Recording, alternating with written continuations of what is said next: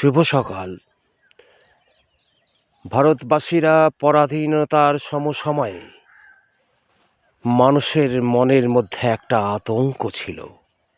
কখন কি হয় এই মানসিকতা নিয়ে সেই সমসময়ে জীবনযাপন করতেন। আর আজ বর্তমান সমসময়ে একই অবস্থা। আমরা ভারতবাসীরা এক অস্থিরতার মুখোমুখির দাঁড়গোড়ায় এসে দাঁড়িয়েছি।